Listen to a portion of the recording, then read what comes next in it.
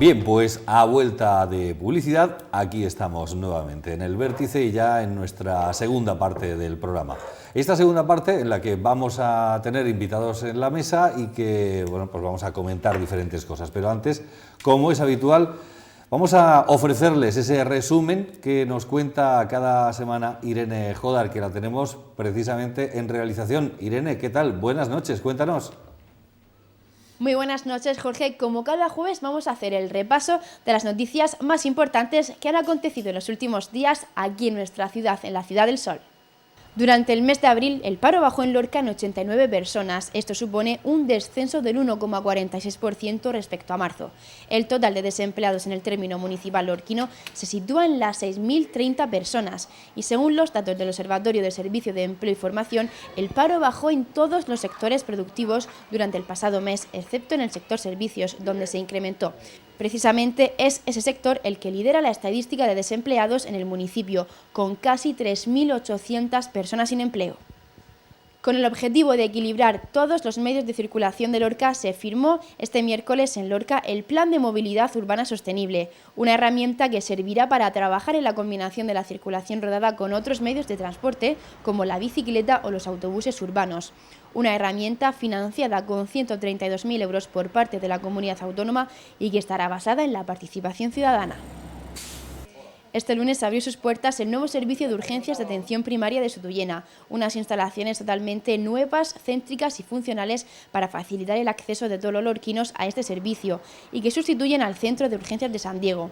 Una noticia que no ha sido del agrado de los vecinos del barrio de San Diego, que han llevado a cabo varias protestas, como un encierro que aún continúa.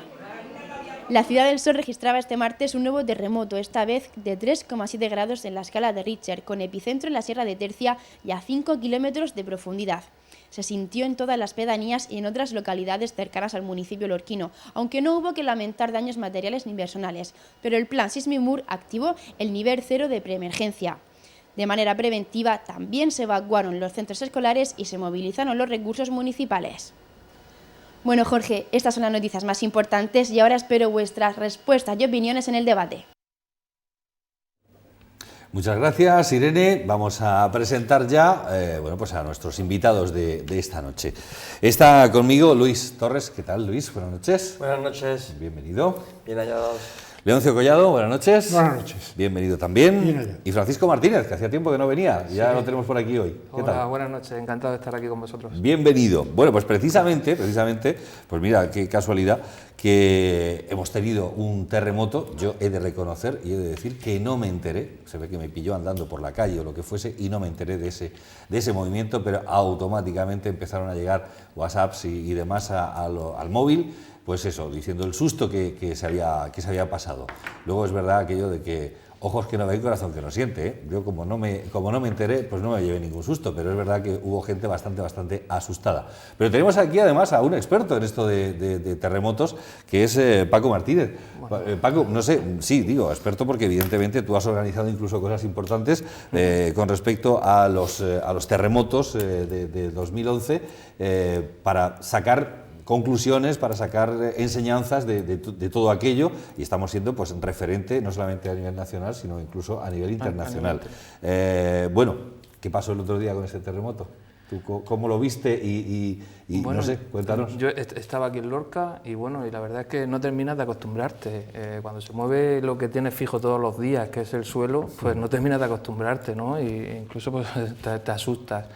Pero y es normal sentir miedo, pero ese miedo tenemos que aprender a controlarlo, sobre todo conociendo las medidas de autoprotección que nos van a ayudar a protegernos en esas situaciones. Entonces, el buscar en esos momentos, el saber identificar las zonas seguras de nuestra vivienda, colocarnos en sitios donde no nos puedan caer elementos, o bien de los muebles, la televisión o el cuadro que podamos tener encima de nuestras cabezas, y si andamos por la calle, alejarnos de los edificios para evitar que nos caiga algún elemento que puede ornamentar del mismo. Pues teniendo esas nociones, pues evidentemente vamos a tener menos miedo. No nos vamos a terminar de acostumbrar, evidentemente, porque claro, es un miedo y es normal que lo sintamos, y es de la naturaleza humana el sentir ese miedo, pero tenemos que aprender a controlarlo conociendo esas medidas de autoprotección. De hecho, recomiendo, hay unas medidas que a raíz del terremoto de Lorca sacó el Instituto Geográfico Nacional y están disponibles en una página web que conocemos todos, que es el ign.es, donde vamos muchas veces a ver de cuánto ha sido la magnitud, la intensidad y dónde ha sido localizado el terremoto. Y ahí justo arriba a la derecha te dice las recomendaciones de qué hacer y tienes la posibilidad de imprimirlas, te recomiendan qué hacer antes, durante y después, con una serie de dibujos, además muy sencillos de entender, que podemos imprimirlas y colocarlas en nuestros edificios, podemos colocarlas en nuestras oficinas, en nuestros lugares de trabajo y también, ¿por qué no?, en los colegios, en los sitios donde, claro, para que poco a poco pues, vayamos conociendo esas medidas. También me gustaría hacer un llamamiento porque nos costó, me consta el que empezaron a correrse bulos, ¿no? Sí, llegaron también muchos WhatsApps diciendo barbaridades. Exactamente, hay que tener mucho cuidado con eso y hay que evitar propagarlo. O sea, nosotros mismos somos responsables de los bulos que si en un momento determinado los propagamos. Y además es que podemos poner en riesgo la vida de otras personas. Claro. O sea, si nosotros propagamos un bulo, podemos estar poniendo en riesgo la vida de otras personas que a lo mejor le estamos induciendo a tomar unas medidas, unas acciones que no son correctas. Entonces hay que tener cuidado con eso. ¿Cómo contrarrestar el efecto de los bulos para decir, oye, esto es falso? Pues lo más importante, irse a las fuentes oficiales. Las fuentes oficiales son las cuentas de Protección Civil del Ayuntamiento de Lorca, el mismo Ayuntamiento de Lorca, la cuenta del 112 de la región de Murcia, la cuenta del IGN, que desde un primer momento van a transmitir esa información veraz y esas recomendaciones que sí que nos van a ayudar a que estemos más seguros y a que tomemos unas decisiones certeras y que no pongan en riesgo nuestras vidas. Importante, no hacer caso de los bulos, seguir siempre las fuentes oficiales, poner la radio, escuchar la radio, porque si pasa algo más grave, enseguida las fuentes oficiales van a hacer uso de la radio para transmitir la información. Entonces, en esos casos, creo que la población tenemos que aprender a comportarnos, tenemos que aprender a controlar ese miedo conociendo las medidas de autoprotección y, sobre todo, manteniendo la calma, lo más importante, y no propagando los bulos. Está bien. Bueno, al respecto, como estamos en un programa de opinión, al respecto de esto, ¿alguna opinión de Luis o de Leoncio? Bueno, yo solamente recordar de que ha sido eficaz el trabajo que han realizado a raíz del último gran sismo que tuvimos, la eficacia de trabajo realizado por Protección Civil, por distintos colectivos, en centros de enseñanza, en institutos, en colegios. O sea, que hay una sensibilización social importante y que la gente, como bien has explicado, ha aprendido un poco la metodología o el protocolo de qué 3 o 4 cosas hacer cuando esto se mueve. Y esperar que aparejadores, arqueólogos, técnicos, instituciones hagan seguimiento de los daños que se producen en estos pequeños seísmos para ver si se están haciendo las cosas bien a nivel de construcción, a nivel de reparación, etcétera, etcétera. Claro. Pero parece ser que las cosas van bien, ¿no? Que el trabajo realizado hasta ahora es bueno, el trabajo técnico, y que la población y sobre todo las nuevas generaciones están cada vez más formadas en este tipo de acontecimientos. Luis. Y un poco más que añadir a lo que ya han comentado los compañeros de la tertulia de esta noche. La verdad es que, bueno, pues un susto, llamaban gente desde Murcia para preguntarnos cómo estábamos, pensaban que había sido incluso mayor las posibles consecuencias de lo que ocurrió, gracias a Dios, que no fue eso, nada, salvo algún que otra anécdota. Pero sí que puedo comentar, por ejemplo, la anécdota de que yo fui al juzgado, al servicio común del juzgado de los juzgados de Lorca a recoger unos papeles, y ahí me encontré con la presidenta de la Cruz Roja local, Conchi Carales, a la cual aprovecho para saludar, y estaba justamente hablando con el coordinador regional, que estaba pidiendo que ya había movilizado todo lo que fuera necesario a nivel regional para dirigirse a Lorca si que fuera necesario. Es decir, eso es una muestra clara y evidente de que estaba todo ya preparado para dar una respuesta, aquí en este caso a Lorca, como si hubiera sido en cualquier otro sitio de la región de Murcia, porque no olvidemos que nos tocó a nosotros, pero que puede ocurrir en cualquier parte de la región porque estamos en una zona sísmica. Claro. Sí, vamos, que no nos escapamos, ¿no? Dicho de otra manera. Por tanto, yo quería aportar esta pequeña anécdota de que viví en primera mano en el que, bueno, pues estaba Conchi Canales, pues hablando y que además respondiendo eficazmente desde su posición de presidenta de la Asamblea Local de Cruz Roja de Lorca, pues con los coordinadores regionales para, si era necesario, pues responder a las necesidades de los lorquinos. Oye, lo que no se termina de interiorizar por parte de la gente, y me refiero al hilo de lo que decía Paco, de los bulos que fueron corriendo por WhatsApp, es que la gente, por más que se le explique una y otra vez, los terremotos no se pueden predecir. O sea, es imposible predecirlos. Con lo cual, cuando a alguien le llegue un WhatsApp y diga, va a haber un próximo terremoto, es falso ya. O sea, sí, pero ¿no? eso es lo llamativo del caso, y aquí, eso justamente, de hecho, se comentó en ese momento en el que me encontré con Conchi Canales. Resulta de que hubo una persona que dice, ¿qué va a haber otro? Dice, pero si es imposible predecir los terremotos. Pero el problema está en que hace ya prácticamente 5 años, cuando ocurrió el primero, se corrió de tal manera el bulo en Lorca que iba a haber otro, después incluso más fuerte, y además, de hecho... Y ocurrió. Y ahí es donde está el hecho de la conciencia por parte de los lorquinos de que sí se pueden predecir. Entonces, eso es muy difícil poder romper esa visión, porque dio la casualidad que se corrió el bulo de que iba a haber otro más fuerte, y que efectivamente hubo otro más fuerte con un petardazo que nos dejó a todos ya pasar. Gracias a Dios, pues dentro de las circunstancias, pues ya sabemos todo lo que ocurrió, pero que es muy difícil ahora quitarle esa visión al lorquino en general, que por mucho que le digan que no se pueden predecir, no, jolines, que el Lorca sí. Alguien ha dicho, lo que pasa es que luego siempre está lo de ¿quién lo ha dicho? ¿Quién lo ha dicho? La fuente. Es algo que se ha instalado, como bien ha dicho Luis, en el subconsciente colectivo, y sobre todo porque el que tuvimos a la hora tuvimos el más gordo. Entonces se ha instalado. Yo en mi casa, el otro día, mi mujer, yo estaba en la calle y yo no me enteré de nada. El del kiosco estaba comprando el periódico, no notó usted nada, no he notado nada. Inmediatamente me llama mi mujer y digo, oye, que acaba de haber un terremoto y aquí se ha caído una fotografía, se ha roto el cristal de no sé qué y tal, porque vivimos en un piso alto y tal. Dice, vente para acá porque el gordo viene después. El gordo viene después. Eso está instalado en el subconsciente colectivo. Y bueno, pues habrá que desmitificar la cuestión, ¿no? Claro.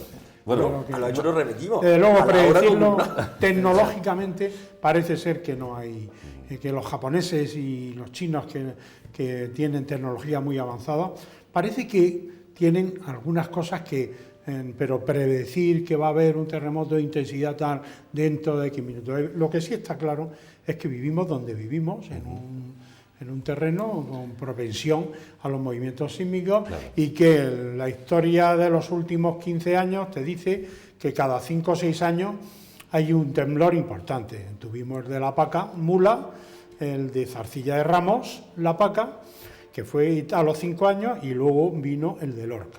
Y que estamos en la falla de Alhama y que estamos ahí, y que Lorca, de norte a sur, Avenida Europa, Avenida Juan Carlos, casco histórico, y hacia la Viña, porque hay una fisura ahí o una grieta por donde la gente de la ciudad pues más lo va a sentir. Pero que luego vienen las réplicas y a lo mejor hay 200 o 300 réplicas. Y lo que hay que hacer es cada vez trabajar más en la prevención, no solo pedagógica, de preparar a la población, quitarle los bulos de la cultura local, pero que se aprendan a manejar ante una situación de emergencia, y luego en la prevención de carácter técnico. Y la prevención de carácter técnico en las normas arquitectónicas, en la revisión de edificios, en la revisión y mantenimiento de lo que tenemos, y que todo lo que se construya nuevo vaya con todas las normas técnicas que incluyen el prevenir este tipo de acontecimientos. Y ahí tenemos el ejemplo de Ecuador, ¿no? Que todavía, que ya nadie habla casi lo decíamos el otro día, el terremoto de Ecuador dentro de 4 días, nadie se va a acordar del terremoto de Ecuador, porque los acontecimientos de la historia nos llevan de esta manera. Suele pasar, Paco, para cerrar con este tema. No, hombre, son fallas distintas, la de Ecuador, las de Chile, a las de la falla de Alhama. Nosotros aquí la falla que la tenemos prácticamente debajo, está muy cerca, entonces no hay sistemas de predicción. Evidentemente no se puede predecir un terremoto jamás, no se puede predecir. Entonces, lo que sí utilizan en otros países son sistemas de alerta temprana, o sea, sistemas que te avisan de cuando se produce el terremotos que se producen a 200, 300 kilómetros, entonces sí da tiempo a enviar un mensaje de alerta a la ciudadanía, pues bien para que evacúe por riesgo de tsunami o bien por el terremoto. Pero en este caso no, o sea, aquí son fallas más pequeñas, no producen terremotos tan grandes como los que se producen en Ecuador, en Chile o México, pero también es cierto que las tenemos pues, prácticamente muy cerca, y cuando se produce un terremoto incluso escuchamos hasta el ruido del terremoto, lo que es la explosión, es una rotura fortuita del terremoto. Claro, en fin. Bueno, pues dejamos esta cuestión, la cuestión de ese terremoto que hemos sufrido esta semana, y bueno, pues cambiamos a otro tema de los que nos planteaba nos planteaba Irene, pero no porque lo plantease ella, sino porque ha sido la actualidad y las noticias. El plan de movilidad urbana ha sido aprobado. ¿Alguien sabe algo de esto? ¿Alguien sabe esto qué es? ¿Para qué sirve? No. Nadie. Bien. Ahora mismo, las nuevas, Sí. si hay alguna normativa nueva, no, la desconozco. Yo lo único que me ha parecido extraer claramente de lo que nos contaba Irene es que va a haber participación ciudadana en él, y que hay 130.000 euros. No, que pone la comunidad autónoma. Y yo considero que el señor consejero de la comunidad autónoma, el señor Paco Bernabé, debería dejar de residir en Murcia y venir a vivir a Lorca porque lo da. Lo cual, por un lado, me agrada bastante, porque si viene mucho a Lorca significa que nos viene a traer muchas cositas. Está bien. Y además, como tiene también la consistencia física que tiene, pues parece, como algunos me han llegado a decir, parece Papá Noel. Con todo digo respeto, atención, porque luego encima de tú me dirán que tengo mala leche, pero bueno. Hay que ver, Luis. Bueno, pero no obstante, que nada, me parece estupendo, otra inversión para Lorca, parece ser que es para conjugar, he oído antes en el tema de bicicleta, coches, peatones, sí, autobuses. La verdad que si esto de alguna manera, que no sé si tendrá algo que ver, la posibilidad de mejor poder deambular por lo que es la ciudad de Lorca, que a veces se pone un poco complicado, y más con las futuras más obras que nos van a poner a implementar, pues bienvenido sea. Pero bueno, ya está, siguieron la anécdota de que el señor Paco Bernabé tenía que venir a residir a Lorca. Lo tenías que decir, ¿no? Ya, por supuesto. Desde luego, si hay un plan o va a haber un plan nuevo, tiene que asumir retos importantes.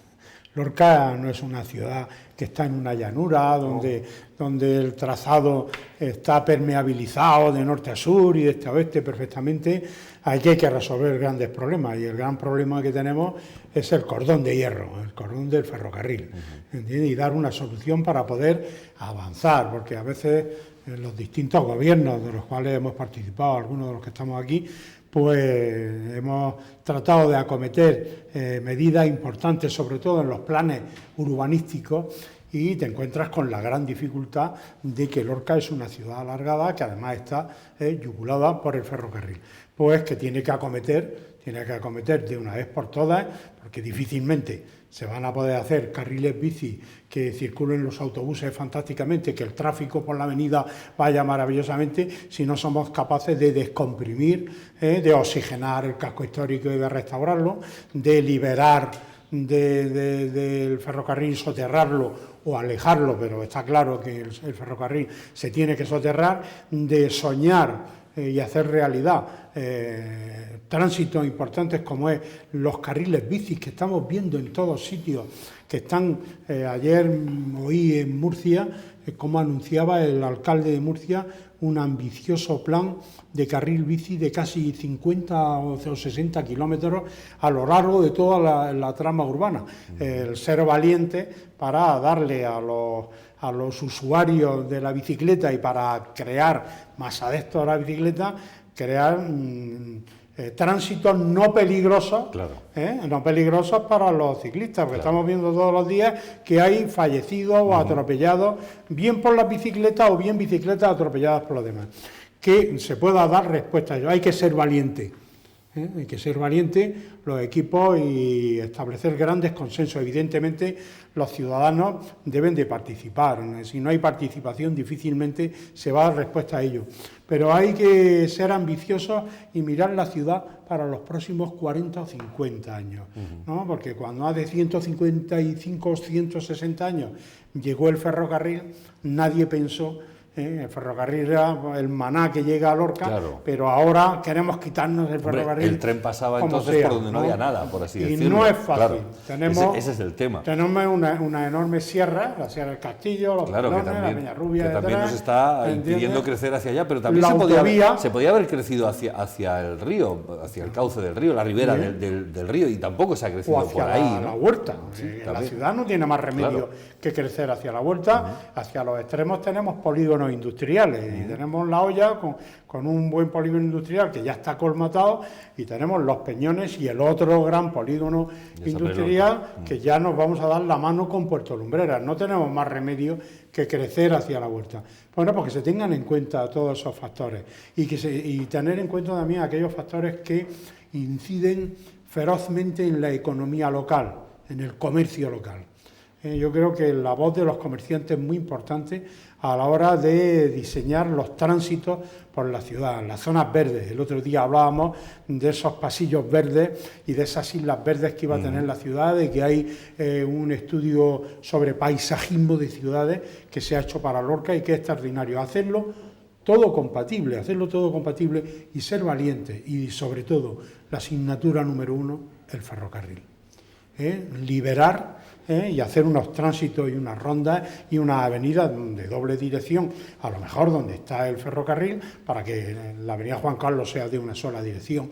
No sé, hay que dar respuesta, y desde luego es una gran idea, dar participación a todos los De colectivos. hecho, la participación ciudadana ha salido con el tema de la implementación, o mejor dicho, de la puesta ya prácticamente en marcha de la remodelación de la avenida Juan Carlos I, en el que se hablaba de la posibilidad de poner 3 carriles, 2 carriles, si esos 2 carriles iban a ser en un sentido o en otro. Ciertamente el hecho de poder soterrar el ferrocarril supondría una mejora de saber lo que puede ocurrir con el tema del sentido de la marcha que pueda tener, en este caso, Juan Carlos I. Pero lo que sí también se habló del tema de la bicicleta, en la reunión que tuvo el alcalde con los diferentes colectivos y vecinos de la avenida, ahí en el centro cultural. Y yo, bueno, de hecho se le planteó el tema y dijo que iban a hacer como ha ocurrido con López Gisbert, es decir, que tenga preferencia las bicicletas, pero no va a tener un carril bici propiamente dicho, lo que va a ocurrir en Juan Carlos I. Yo comprendo de que es que Juan Carlos I tenemos que ser conscientes desde un punto de vista objetivo, que es una calle estrecha en el fondo. Claro, muy estrecha. La llamamos la avenida, pero es que realmente no es una avenida, no deja de ser una calle un poco más ancha o más grande de lo normal. Y luego que no es compatible todo. No se pueden poner árboles, ampliar las aceras, hacerla de doble dirección con 2 carriles de ida, Claro. 2 de venida, Sí. hacer la Semana Santa y los desfiles Sí. compatibles con tal. Imposible. Habrá que priorizar y pensar que no solo está la avenida, que va a haber otras vías alternativas, y que la Semana Santa hay que hacerla. Ahí está. Y que difícilmente los desfiles en muchos años no van a cambiar de ubicación. la gran carrera por donde va. O sea, que Salvo de San Clemente este año, sí, que lo mismo ya estoy adelantando, si finalmente se empiezan las obras en septiembre, San Clemente no desfilará este año, el gran desfile de paradas no pasará por la avenida Juan Carlos I, que eso ya está más o menos, pero bueno, todavía no estoy adelantando posiblemente acontecimientos, porque lo mismo todavía en noviembre, el día 12 de noviembre, que es cuando se hará el desfile. No han empezado las obras. No han empezado las obras todavía, pues, No pero se lo que sí habría que manifestar es que a raíz de esa participación ciudadana se propuso hacer una rotonda a la altura de la farmacia Cachá, que estoy haciendo aquí publicidad, pero bueno, para más o menos que lo entendamos, a la altura de la avenida Juan Carlos I. Y es una rotonda que va a ser plana, es decir, que se van a poner una especie de pinote, pero para poder luego, justamente por lo que se estaba comentando de la Semana Santa, para poder quitar esos pinotes para que las carrozas mastodónticas de la Semana Santa puedan pasar cuando llegue el momento de finalizar o empezar el desfile, los respectivos desfiles bíblicos, históricos, pasionales. Y todo eso es gracias a la participación ciudadana, y de hecho lo agradeció en su momento también el alcalde en las diferentes reuniones. Con ello quiero decir que la participación es buena, y además también se está escuchando, posiblemente no todo lo que se debiera, pero se está empezando a escuchar ciudadanos, lo cual está bien. Y luego voy a decir otra cosa, porque para algunos que han criticado el hecho de que esa rotonda sea plana, que no tenga bordillo, que vayan a pasear por el puerto de Marsella. En el puerto de Marsella hay un montón de ese tipo de... Además no tiene ni pinote. Ya quisiera yo ir a verlas. Pues no, Digo, pero para es acercarme que, a Marsella. sí, pero es que en Lorquino tenemos el problema de que criticamos mucho y tenemos a veces que pensar que hay que salir de las paredes de San Diego y darnos cuenta de lo que pasa en otros sitios. Sí, eso sí es verdad. Bueno, porque es que tenemos dicho ese esto, pequeño ¿que problema. hablar? Sí. Ya. Bueno, a mí me gustaría resaltar en el tema del plan de movilidad urbana, deberíamos también contemplar lo que se decía en la noticia, que debe ser un plan sostenible, es decir, que se pueda mantener en el tiempo y que sea de alguna forma viable. Lo que comentaba, yo recuerdo una idea hace 8 o 9 años que propuso un concejal en una de las reuniones con los vecinos y demás, y decía, no, es que si conseguimos soterrar el AVE en una distancia, lo que es casi toda la ciudad, imagínate la avenida que se nos puede quedar o para un autobús o para incluso un tranvía o un carril bici de paseo, estaríamos conectando lo que es toda la zona de San Diego con las Alamedas, prácticamente con el hospital. Que un servicio de autobuses que funcione, que sea accesible y que venga funcionando, una cosa que no estamos acostumbrados aquí en Lorca, sí, que funcione regularmente a su horario, o tener... O tener, por ejemplo, nosotros tenemos un casco antiguo que es ejemplo y un patrimonio cultural. Entonces, el poder acceder en bicicleta a esos recorridos y recorrer el casco histórico y esos centros culturales, esos monumentos en bicicleta, pues también, pero claro, hay que facilitar la movilidad para que eso se pueda producir. Entonces, creo que, bueno... Sí, Ruta en bicicleta también la hay en diferentes ciudades ya programadas. Y eso también sería otra manera de visitar, como bien ha apuntado Paco, la ciudad, y además una manera muy ecológica, haciendo ejercicio, por otro lado. Oye, que además muy amena, la ciudad de otra manera, ¿eh? Exactamente, completamente distinta. No, si todas estas cosas deben de apuntarlas y apuntarlas los dirigentes, los próceres. Cerca de aquí, en Elche, está soterrado el ferrocarril y ahí se liberó un gran bulevar que es una gran avenida con un paseo central enlosado y luego en los laterales tiene dos de automóviles, 2 calles, una de ida y una de vuelta, o sea que ahí ha dado de sí mucho el soterramiento del ferrocarril. Claro. O sea, que ha dado para tránsito urbano, para pequeños parques infantiles en ese paseo peatonal, tiene hasta árboles, o sea que la liberación del ferrocarril deja una avenida gigantesca ahí. En nuestro caso no tanto, quizás porque hay mucha edificación muy cerca de la vía. No, pero hay ese espacio que tiene entre las vías y las construcciones, ahí hay sitio para hacer un gran bulevar, y si no se pueden hacer 2 calles, se puede hacer una. Una de tránsito, otra peatonalizada con un carril bici, hay sitio para eso. Bueno. Para eso están los arquitectos, para resolver las cuestiones. Y luego hay que pensar que las avenidas no tienen que ser de doble dirección, que la avenida puede quedar de una dirección y ese bulevar puede quedar de vuelta. Es que hay mucho tráfico de la avenida que si no tuviera retorno del óvalo, el 30% no pasaría. Porque hay mucho paseante de coche que llega al óvalo, le da la vuelta y luego retorna otra vez y va buscando el mejor parking. Lo importante es que las áreas y los centros de las ciudades tengan o bien aparcamientos próximos disuasorios o parking públicos de pago, controlados y tal, en donde la gente lo que quiere es ir a los sitios a comprar, pero que tengan un parking no muy lejano, donde puedan dejar el coche. Luego ya se hacen las promociones de que el que compra aquí le regalamos 2 horas de parking, de tal.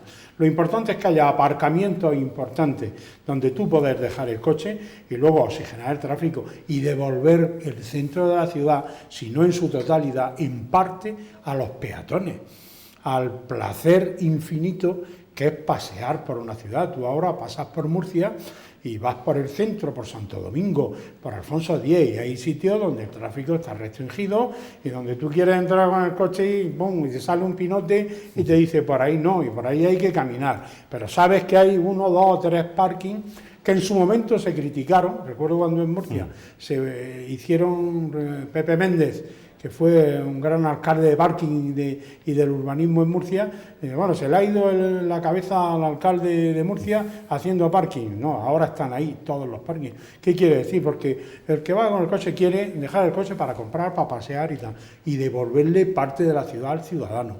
Y al que quiera montar en bici, da gusto ahora también por Murcia ver estas bicicletas que alquilas, aunque algunas aparecen destrozadas y tal, porque con esa vandalismo con eso hay que contar, quitarlo, pero que es importante, ¿no? Y grandes aceras. Sí, desde luego que sí. En fin, bueno, vamos a hacer un pequeño alto, un minuto, y volvemos enseguida.